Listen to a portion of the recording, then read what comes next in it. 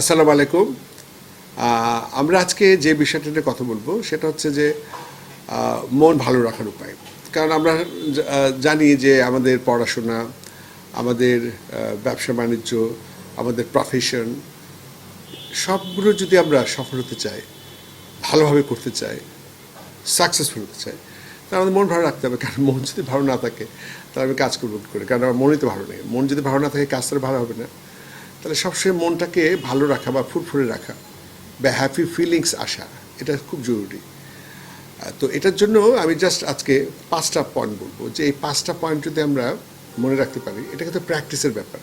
আমরা যদি কিছুদিন, মাস 2, 3, 4 যদি নিয়মিত প্র্যাকটিস করি, তাহলে আমাদের এটা প্র্যাকটিসের অন্তর্ভুক্ত হয়ে যাবে। তখন দেখা যাবে যে আমি সবসময় একটা ভালো মুডে থাকবো, এমনকি নেতিবাচক সিচুয়েশনেও আমি পজিটিভ থাকতে পারবো।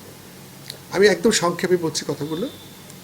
নাম্বার 1, সেটা হচ্ছে যে আমার কথায় বা আমার লেখায় বা আমার ব্যবহারে কেউ যেন কষ্ট না পায়। কারণ আজকাল আমরা সোশ্যাল মিডিয়ায় দেখছি খালি নেগেটিভ কথা লিখছে, কাউকে ছোট করছে, কারো নিচু করছে, বা কাউকে এমনভাবে পরামর্শ দিচ্ছে যে তাকে তার চেয়ে যেন আমি ভালো বুঝি এমন একটা ভাব তাকে অপমান করা হচ্ছে। সো এই ব্যাপারগুলো থেকে নিজেকে সরিয়ে রাখা। তাহলে সোজা কথা হচ্ছে আমার কথায়, আমার লেখায় এবং আমার ব্যবহারে কেউ যেন কষ্ট না পায়। কারণ মানুষকে কষ্ট দিয়ে কখনো শান্তি পাওয়া যায় না। এটা হচ্ছে 1 নম্বর ব্যাপার। একটু সতর্ক হলে এটা সম্ভব। যেন আমি যদি মনে করি যে আমি সোশ্যাল মিডিয়ায় কখনো নেগেটিভ কমেন্টস করব না, যদি আমার কোনো কারো লেখা ভালো না লাগে বা আমার যদি দ্বিমত থাকে, হয়তো তাকে টেলিফোন করতে পারি বা ইনবক্সে বলতে পারি, কিন্তু প্রকাশ্যে আমি কাউকে সমালোচনা বা ছোটো করতে পারি না নিশ্চয়ই। তো এই হচ্ছে একটা ব্যাপার। তো আমার কথায়, আমার লেখায়, আমার ব্যবহারে কেউ যেন কষ্ট না পায়। আমি যদি কাউকে কষ্ট না দিই তাহলে আমার কষ্ট লাগবে না। আচ্ছা, number 2, act of kindness. Act of kindness মানে হচ্ছে আমরা যত বেশি মানুষের প্রতি মমতা দেখাবো, সহমর্মিতা দেখাবো, ভালোবাসা দেখাবো, দুঃখ দূর করবো, আমার মধ্যে তত বেশি হ্যাপিনেস, সুখভাব তৈরি হবে। যেমন আমরা রাস্তা দিয়ে যাচ্ছি, বাসায় অফিসে যাচ্ছি বা কোনো কাজে যাচ্ছি, হঠাৎ করে রাস্তার মধ্যে কেউ দেখছি যে একটা ছোট শিশু বা একটা স্কুল গোয়িং ছেলে বা একজন বৃদ্ধ মানুষ রাস্তা পেরোতে পারছে না, রাস্তার জ্যামের মধ্যে, অথবা ভয় পাচ্ছে, তো তাকে রাস্তা পার করে দেওয়া। অথবা আমি লিফটে উঠছি, দেখলাম যে আমি উঠলে আরেকজন বৃদ্ধ মানুষ বা বয়স্ক উঠতে পারছে না, তাকে বলা যে আপনি যান।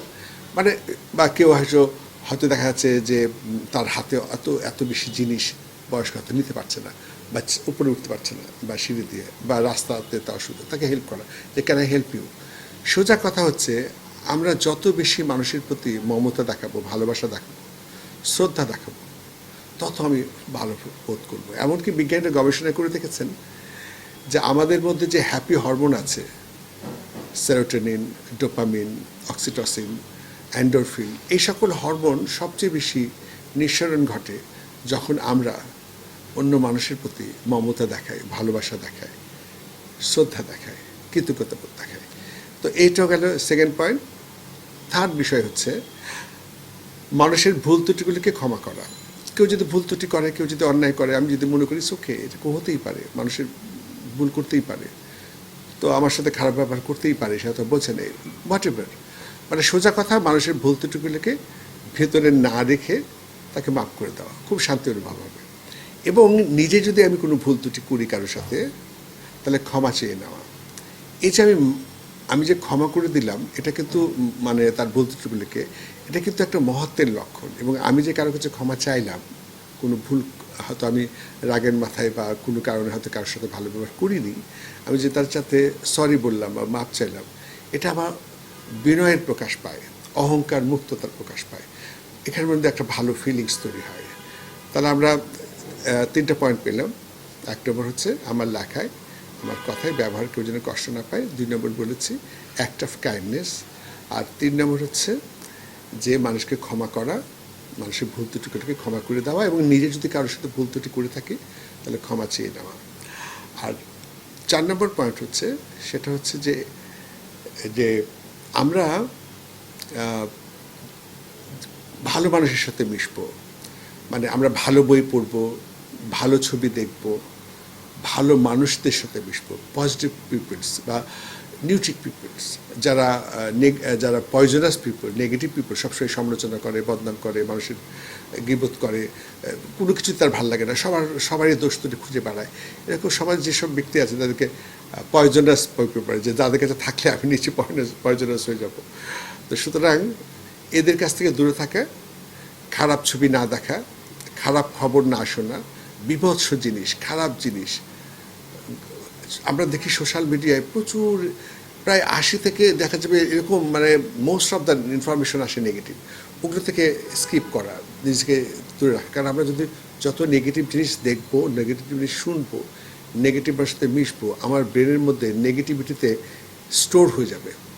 তখন আমাদের ভিতর থেকে ইনপুট যেহেতু নেগেটিভ যাচ্ছে, আমার আউটপুট নেগেটিভ হবে। সুতরাং আমরা ওই নেগেটিভিটি থেকে দূরে থাকবো এবং পজিটিভ ইনফরমেশন আমরা নিতে চেষ্টা করব।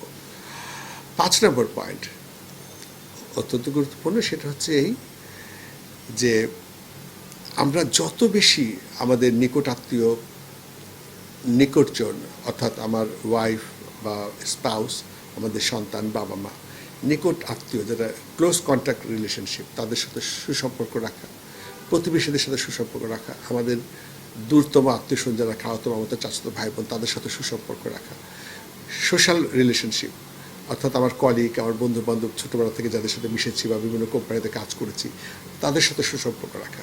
মনে রাখতে হবে, মানুষ যত মানুষের সাথে সুসম্পর্ক রাখবে তার মন তত ভালো থাকবে।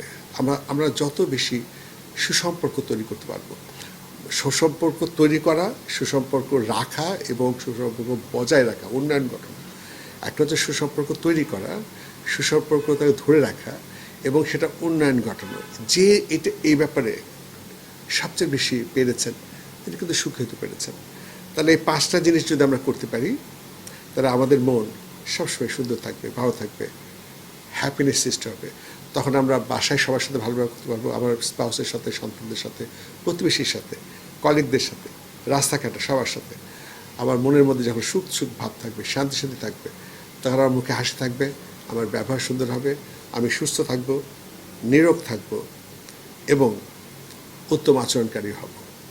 এ হচ্ছে 5টা পয়েন্ট। আমরা যদি মনে রাখতে পারি, প্র্যাকটিস করতে পারি, তা আমি একটা সুন্দর মানুষ হিসেবে প্রতিষ্ঠিত পাবো, আমার দ্বারা কেউ কষ্ট পাবে না এবং সবাই আমার সাথে ভালো ব্যবহার করবে, কারণ আমি সবার সাথে ভালো ব্যবহার করছি। কেউ যদি নাও করে, ইটস অল রাইট, নিজে তো ভালো থাকা দরকার। এ হচ্ছে ব্যাপার। আপাতত 5টা পয়েন্ট মনে রাখবো, আমরা একটা সুন্দর মন তৈরি হবে, সুন্দর ফিলিংস তৈরি হবে, আমার আচরণ তৈরি হবে। একটা কথা মনে রাখতে হবে, আমরা যেমন চিন্তা করব আমাদের কিন্তু ফিলিংস তেমন হবে, আমাদের ফিলিংস যেমন হবে আমাদের ব্যবহার তেমন হবে, আমাদের ব্যবহার তেমনই হবে, আমাদের ব্যবহার সমষ্টি কিন্তু আমাদের অভ্যাস, আর অভ্যাস নিয়ে হয়ে যায় আমাদের পার্সোনালিটি, আমাদের পার্সোনালিটি আমাদের নিয়ে যায় আমাদের ডেস্টিনেশনে। তাহলে আমার জীবনটা সুন্দর হবে না অসুন্দর হবে সেটা নির্ভর করছে আমার পার্সোনালিটির উপর, পার্সোনালিটি নির্ভর করছে আমার অভ্যাসের উপর, অভ্যাস নির্ভর করছে আমার কাজের উপর, আর কাজ নির্ভর করছে আমার ফিলিংসের উপর, এবং ফিলিংস নির্ভর করছে আমার থটের উপর। সুতরাং আমি যদি ভালো চিন্তা করতে পারি, তা আমার প্রতিটা ধাপ ভালো হবে, আমার জীবনটাই সুন্দর হবে। এই জন্য বলা হয় সবসময় ভালো চিন্তা করো, থিঙ্ক পজিটিভ। আমি যখন ভালো মুডে থাকবো তখন আমার চিন্তাটাও সুন্দর হবে, আমার চিন্তা সুন্দর হলে মুড যেমন ভালো থাকবে, আর যখন মুড সুন্দর হবে সবসময়, কারণ আমি সবসময় ভালো মুডে থাকবো, কারণ আমি সবসময় ভালো কাজই করেছি, আমার ভেতরটাই সুন্দর হবে। খুব ভালো থাকবেন, সুস্থ থাকবেন। আসসালামু আলাইকুম, থ্যাংক ইউ।